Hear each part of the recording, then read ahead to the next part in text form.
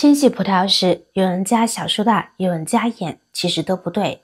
今天教你最省事、最简单的方法。大家好，我是乐乐妈。金秋时节，瓜果飘香，有很多好吃的水果成熟了。为什么每次去葡萄园采摘的葡萄，还没吃到半串，肚子就有点不舒服？是不是吃了打了农药或者激素葡萄导致的？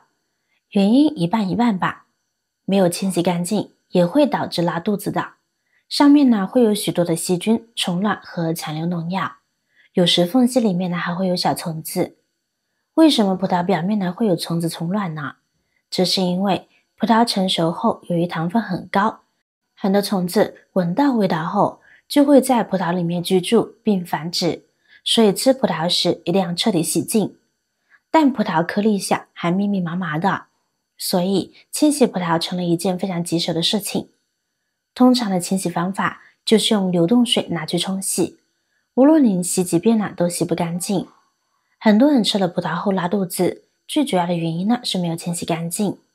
所以清洗葡萄别只会用盐水浸泡了，也别一味的用流动水冲洗，那样里边的脏物是根本冲不掉的。首先我们需要像这样把葡萄一粒粒剪下来放入盆中，不要嫌麻烦。葡萄千万不要随手摘，因为摘后的葡萄呢会有一个口，在清洗葡萄时很有可能会有虫卵和灰尘从这个口跑到葡萄里面，且不说会不会跑进去，果肉这样暴露出来，这样在清洗时就很容易导致二次污染，这样果肉呢口感容易变味不说，而且呢很容易变质发霉，不易保存。所以用剪刀将葡萄带着一点点的果柄剪下来就好。这时动作不要太大，太大呢会伤到其他的葡萄。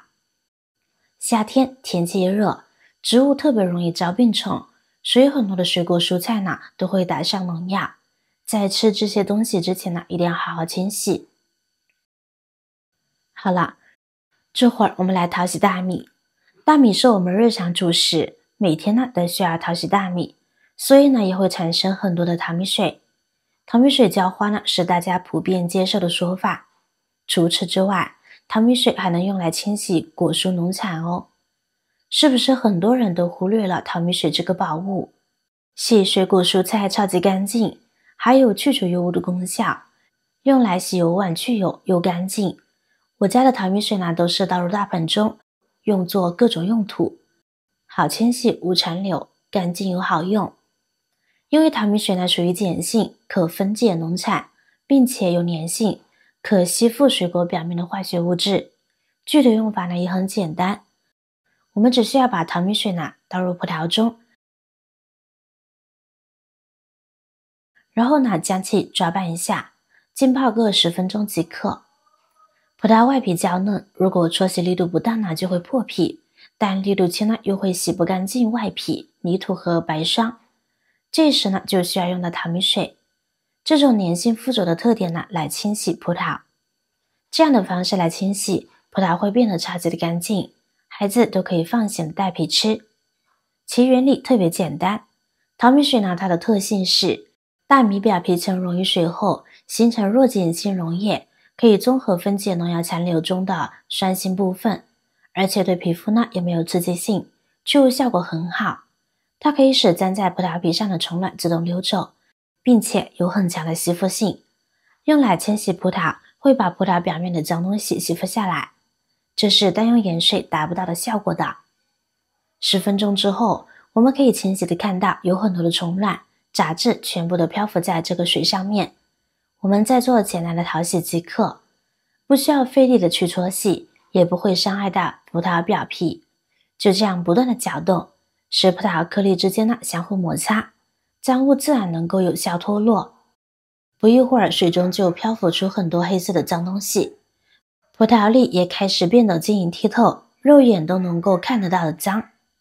没想到看起来很干净的葡萄，能洗下来这么多的脏东西吧？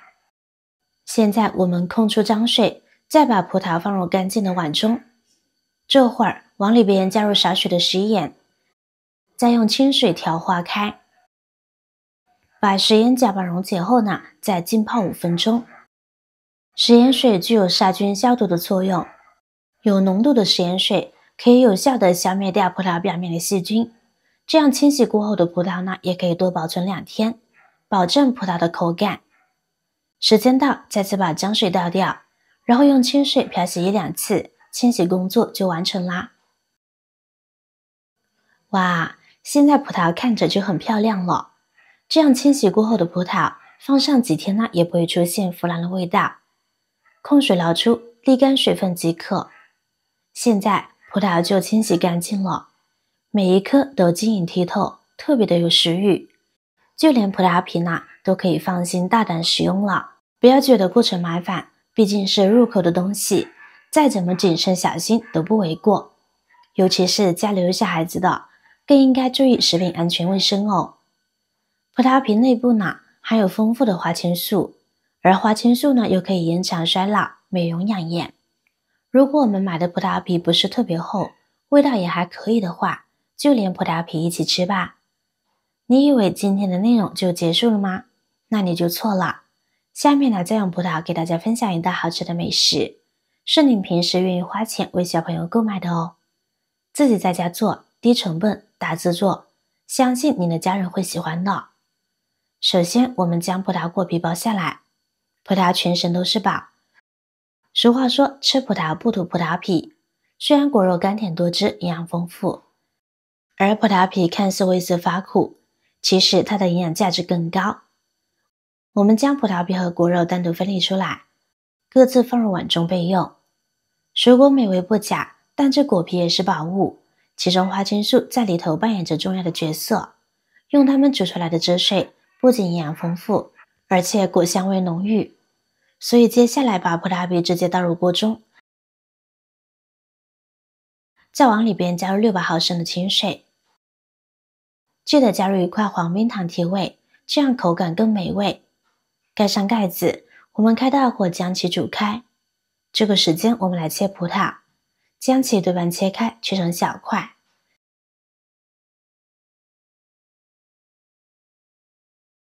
再把里面的葡萄籽呢也掏出来，这样更方便食用，可以大口朵颐。不用担心夹到葡萄籽，特别爽口哦。处理好，将其放入大碗中备用。这边葡萄皮煮出颜色呢就可以啦。高温煮制的目的就是为了将它们里头的花青素快速彻底的分离出来。看着汤水和葡萄皮的颜色，感觉效果十分好。现在再把葡萄皮快速捞出来，可以将其丢弃了，这会儿它无用了。现在我们转中小火，然后我们准备1包拔凉粉，边倒入锅中边搅拌，不要一次性全部倒进去，那样搅拌不均匀，容易有疙瘩。拔凉粉与水的比例为1克10毫升清水。搅拌均匀以后呢，就可以关火了。我们就把它倒入装有葡萄果肉的碗中，然后放一边，等它自然放凉就可以了。我们可以将它自然放凉，也可以放入冰箱的冷藏室里边冷藏半个小时，或许那样吃起来口感更爽哦。时间到后，按压不会塌陷，就说明已经成功了。一碗 Q 弹又好吃的葡萄果冻呢就完成了。可以直接将其倒出来，看看这 Q 弹的效果，孩子们一定喜欢。现在我们随意切成自己喜欢的样子就可以享用啦。超好吃的葡萄果冻，制作简单，将葡萄原本的鲜甜和水分完美锁住。刚冰镇好的果冻呢，非常的爽口，吃起来冰冰凉，每吃一口都有葡萄的大果肉，也太过瘾了。比较市面上的果冻，这不得卖50块钱一个。好了，今天的视频就分享到这了。大家无论多忙多累，也要记得按时吃饭，保持健康饮食。如果你也喜欢这道美食，请您给我点个赞吧，让我们共同拥有美好的生活。希望这个夏天，每个人都能够吃出幸福的滋味。不要忘了关注、订阅我的频道哦。我是乐乐妈，我们下期再见。